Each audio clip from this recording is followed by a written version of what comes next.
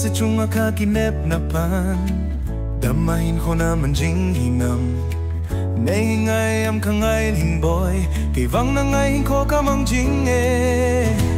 Eini Kilungset na Thusim hi Eini khang a bay nung jong le ai ti amang lâu dingin Kilungset go jing hi te na boy sang le hin ki ken lu in pang jing hi te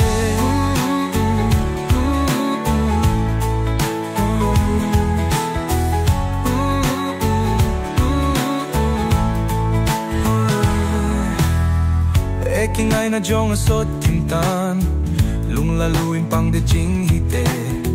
hoi lai munin hong jong lehen kita sampumin de tain pang hite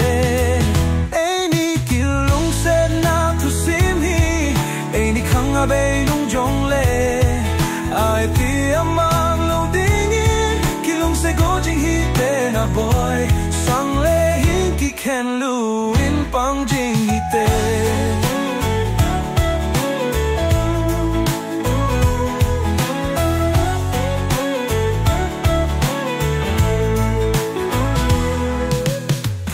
Eini ko a chal chan in boy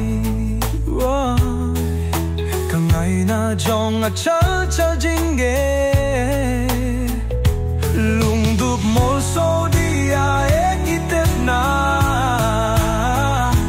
milo in na bang de jing go boy Eini Kilungset na Thusim Eini khang a bay nung jong le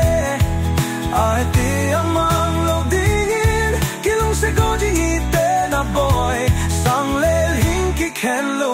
in pang jing hi te